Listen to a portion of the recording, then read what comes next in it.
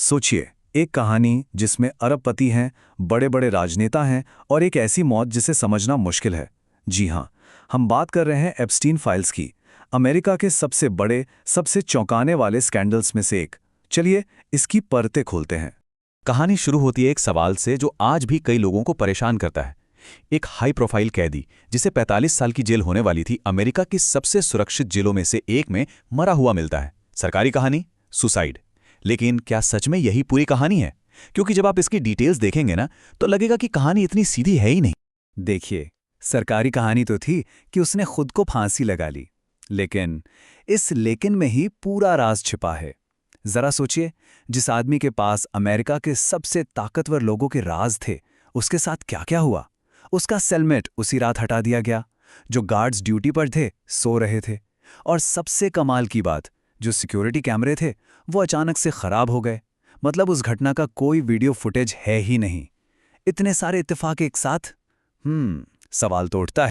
तो आखिर ये मौत इतनी बड़ी खबर बनी ही क्यों? इसके लिए हमें पीछे जाना होगा और समझना होगा कि जेफरी एप्स्टीन था कौन। उसकी दुनिया एक ऐसी दुनिया थी जहां दौलत, ताकत और बहुत गहरे, बहुत भयानक राज सब एक दूसरे से जुड़े हुए थे। देखने में तो जेफरी एप्स्टीन एक पूर्व गणित शिक्षक था जो मल्टी मिलियनियर फाइनेंशियल एडवाइजर बन गया। उसके पास अपना प्राइवेट जेट था, बड़े बड़े लोगों से कनेक्शंस थे और एक 75 एकड़ का कैरेबियन आइलैंड भी था। लेकिन इस चमक दमक के पीछे, उसके उस प्राइवेट आइलैंड जिसका नाम लिटिल सेंट जेम्स था, वहां एक बहुत ही अंधेरा राज दफन था। लोकल लोग उस आइलैंड को एक अलग ही नाम से जानते थे, पीडोफाइल आइलैंड। क्यों? क्योंकि वहां 12 साल तक की छोटी छोटी लड़कियों को लाया जाता था, यौन शोषण के लिए। ये जो बाहर से एक ट्रॉपिकल पैराडाइज दिखता था, असल में वो एक कैद खाना था। एक ऐसी जगह जहां पीड़ित फंस जाते थे। चारों तरफ समुंदर, भागने का कोई रास्ता ही नहीं। और एप्स्टीन की असली ताकत पैसा नहीं, उसके कनेक्शंस थे। उसके आने जाने वालों की लिस्ट देखिए जरा। Prince Andrew, bill Clinton, Donald Trump, यहां तक कि स्टीफन हॉकिंग जैसे वैज्ञानिक भी। ये सिर्फ मेहमानों की लिस्ट नहीं थी, ये उसका सुरक्षा कवच था। इन्हीं नामों की वजह से वो इतने सालों तक बचता रहा। तो सवाल ये है कि इतने सालों तक ये सब चलता कैसे रहा, छिपा कैसे रहा? इस पूरे जाल का एक छोटा सा धागा पहली बार 2005 में टूटा, जब एक पीड़ित ने हिम्मत दिखाई और पुलिस के पास चली गई।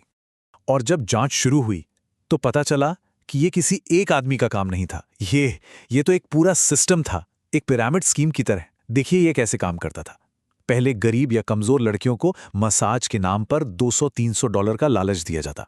फिर उनका यौन शोषण होता और उसके बाद उन्हीं पीड़ितों को पैसों का लालच देकर नई लड़कियों को लाने के लिए कहा जाता। इससे एक ऐसी चेन बन गई जिसमें दर्जनों पीड़ित फंसती चली गईं। ये शोषण का एक कभी ना खत्म होने वाला चक्र था। 2006 तक आते आते FBI ने एक पूरा केस तैयार कर लिया था। और ये कोई छोटा मोटा केस नहीं था। उनके पास 53 पेज की रिपोर्ट थी, 36 नाबालिग पीड़ितों की पहचान हो चुकी थी और दर्जनों गवाह थे। सबूत इतने पक्के थे कि एप्स्टीन को आजीवन कारावास होना लगभग तय था। तो केस मजबूत था, सबूत थे, गवाह थे, इंसाफ मिलना तय लग रहा था, है ना? लेकिन पर्दे के पीछे कुछ और ही खेल चल रहा था। हुआ ये कि फेडरल अटॉर्नी अलेक्जेंडर अकोस्टा ने एक सीक्रेट डील की। एक ऐसी डील जिसके बारे में पीड़ितों तक को नहीं बताया गया। सोच के देखिए। और इस एक डील ने FBI की सालों की मेहनत पर पानी फेर दिया। जितने भी बड़े संघीय आरोप थे, सब खत्म। तो फिर आजीवन कारावास की जगह मिला क्या? सिर्फ 2 मामूली से आरोप और 18 महीने की सजा। और जेल भी कैसी? काउंटी जेल का एक प्राइवेट विंग, जहां से उसे हफ्ते में 6 दिन काम पर जाने की छूट थी। मतलब वो जेल में बस रात गुजारने जाता था।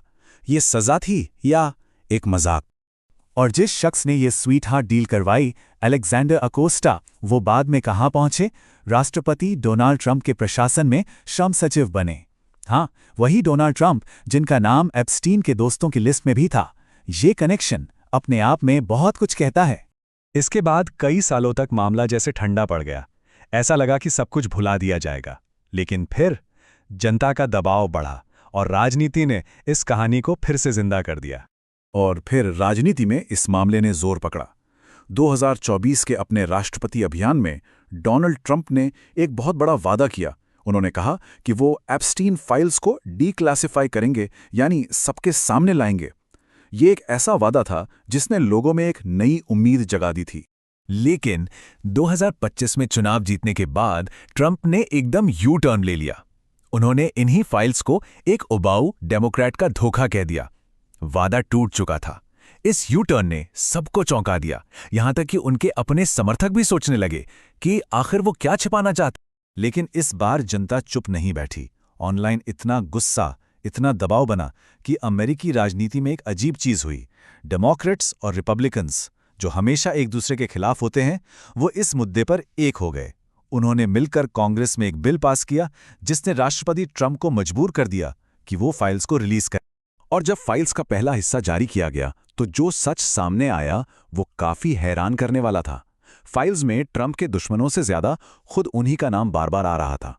ईमेल्स में यह कंफर्म हुआ कि ट्रंप ने एप्स्टीन के प्राइवेट जेट पर 8 बार सफर किया था। एक ईमेल में तो एप्स्टीन ने खुद दावा किया कि ट्रंप जानते थे कि लड़कियों के साथ क्या हो रहा है। यहां तक कि एक लिमो ड्राइवर के बयान का भी जिक्र था जिसमें उसने ट्रंप और जेफरी को एक लड़की के शोषण के बारे में बात करते सुना था। ऐसा लगा जैसे ये दाव उन्हीं पर उल्टा पड़ गया था। तो क्या अब सारी कहानी सामने आ गई है? बिल्कुल नहीं। ये तो बस टिप ऑफ द आइसबर्ग है। जो कुछ भी अभी तक रिलीज हुआ है वो असली कहानी का एक छोटा सा हिस्सा भर है। अंदाजा लगाइए कि कितना कुछ अभी भी छिपाया जा रहा है। ये नंबर देखिए, 1 मिलियन से भी ज्यादा, 1 मिलियन से ज्यादा दस्तावेज अभी भी सील बंद है, जनता की पहुंच से दूर। और जो दस्तावेज रिलीज हुए भी हैं उनमें से भी बहुत सारे बहुत ज्यादा एडिटेड हैं। मतलब नाम और तारीखें काली स्याही से मिटा दी गई हैं। तो इतने सालों के बाद, इतने हंगामे के बाद हम वहीं आके खड़े हो जाते हैं। एक आखिरी और सबसे बड़ा सवाल, आखिर किसके राज हैं जो आज भी बचाए जा रहे हैं?